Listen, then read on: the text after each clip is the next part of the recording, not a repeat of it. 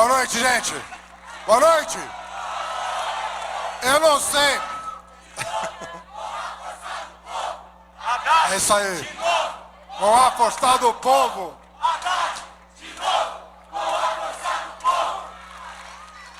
Eu queria cumprimentar todo mundo aqui na pessoa do presidente Lula, registrar a presença da minha companheira Nistela e do meu companheiro de chapa, o Gabriel Chalita.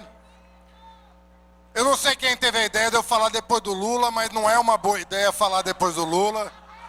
A gente tem que acabar os atos com o Lula, porque quando o Lula termina um ato é o começo de uma luta nova.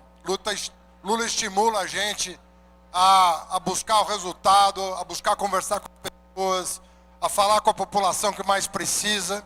Ele que desde os anos 70, 80 inspira mais de uma geração de brasileiros a transformar o Brasil. Eu conheci o Lula, como todo mundo conheceu, pela TV, quando ele criou o PT, criou a CUT, criou muitos movimentos sociais no Brasil, mas eu só conheci o Lula verdadeiramente trabalhando do lado do Lula. E ali eu vi, porque ali na cocheira de um governo, quando você está reservado, ali é que você vê um homem tomando decisão a favor da população. E eu nunca vi o Lula vacilar na hora de tomar uma decisão em proveito dos pobres desse país, dos trabalhadores desse país, de quem mais precisa nesse país. Nunca vi o Lula vacilar. Nunca vi o Lula ter dúvida sobre uma decisão a tomar. Às vezes a decisão era complexa, exigia mais de uma reunião, horas às vezes de reunião, uma atrás da outra, mas na hora H estava lá o homem do povo tomando a decisão certa. E não foi por outra razão que esse mito saiu com mais de 80% de aprovação de governo, que teve tempo de mostrar um Brasil diferente, um Brasil com potencial, um Brasil que dava condição aos jovens negros, pobres, entrarem numa universidade. E Lula, eu não sei se você viu o último censo da educação superior, mas pela primeira vez na história do Brasil, os jovens de escola pública são maioria nas universidades públicas. É a primeira vez que isso acontece, e aconteceu pela tua mão. Você disse que teve orgulho de me ter como ministro, mas todos os teus ministros tiveram muito orgulho de servir o teu governo. Estou aqui também na pessoa do Gabriel Chalita, que eu quero fazer também uma menção importante. O Chalita, todo mundo aqui sabe, o Chalita poderia ser hoje ministro do governo Temer, porque foi sondado para isso quando se conspirava contra o governo Dilma. E o Chalita teve a dignidade de deixar o partido dele, ir para um partido da nossa base, para estar na chapa comigo defendendo esse governo. Isso não é pouca coisa. Isso não é pouca coisa num país. Isso não é pouca coisa num país de oportunistas, em que a classe política é mal vista pelo povo brasileiro, e com muita razão quando vê os acordos que se fazem para chegar ao poder. E o Chalita abriu mão de uma perspectiva pessoal em nome de um projeto.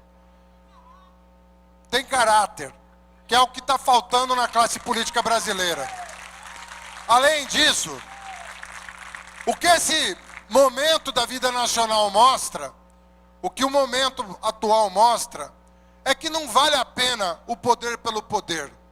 Veja o que está acontecendo em Brasília. Um governo que poderemos dizer saído do forno, acabou de chegar e já está colhendo o que plantou.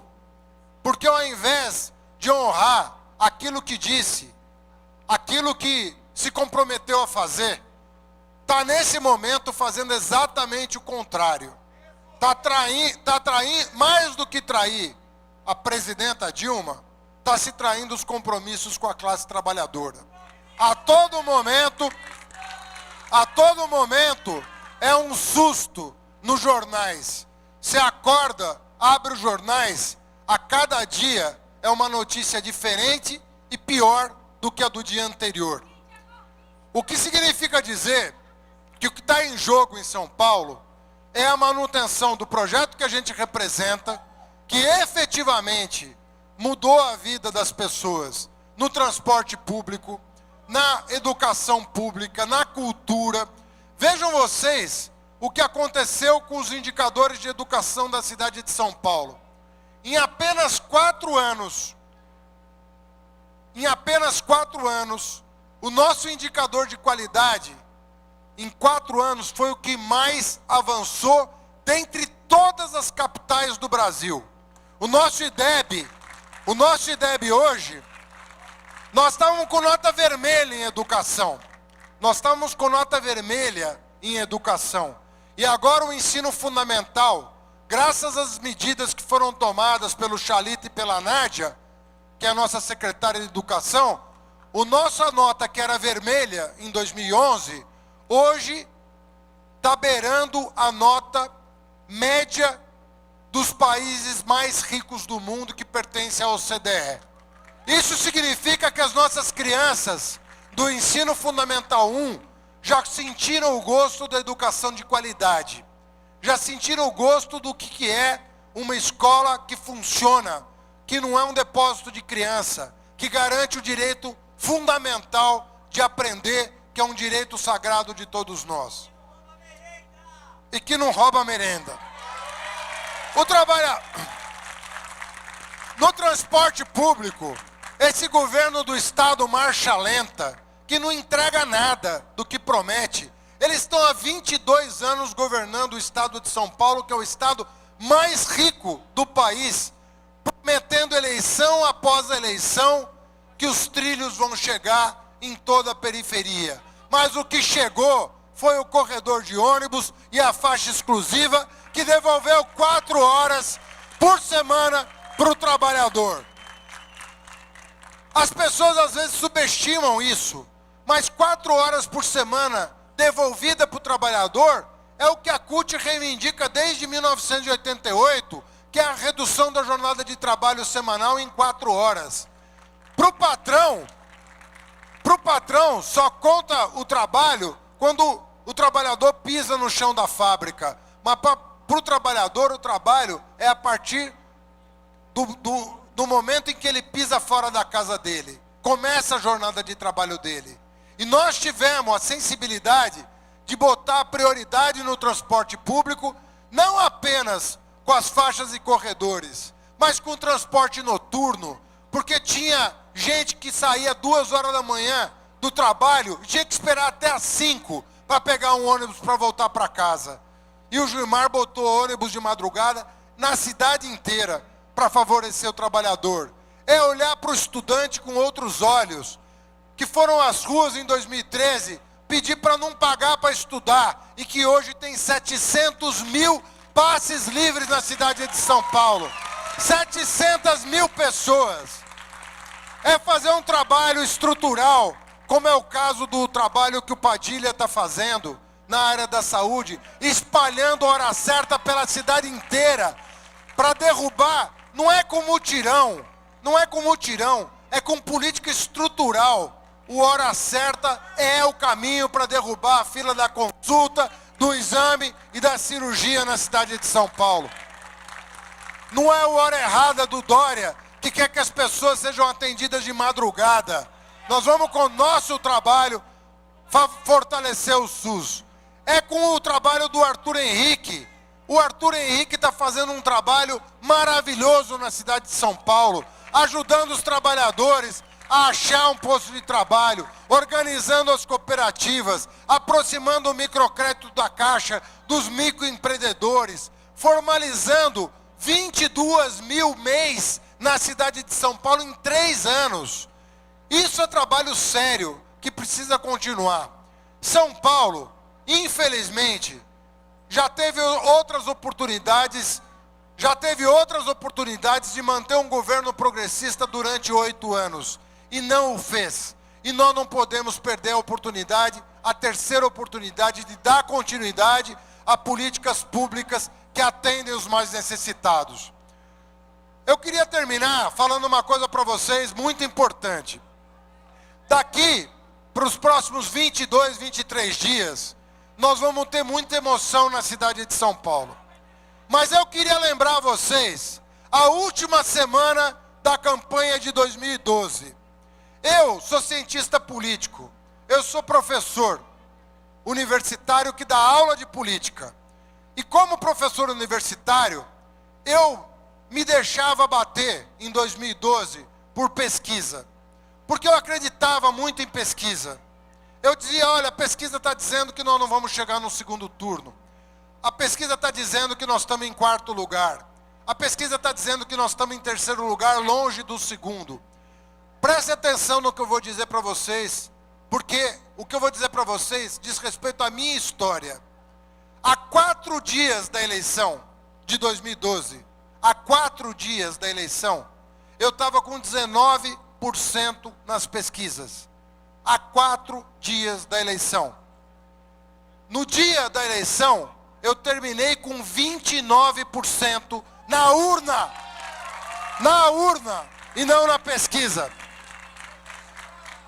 E sabe quem que me motivou a lutar até o último segundo? Não foi o Datafolha nem o Ibope. Foram vocês que disseram, Haddad, você vai estar no segundo turno e você vai ganhar essa eleição. O que eu peço para vocês agora é lembrar o que vocês me ensinaram em 2012. Não vamos esmorecer até o último momento, porque nós temos tudo, nós temos governo honrado, governo de gente competente, governo de gente que tem lado e que está do lado da periferia. O nosso desafio é um só.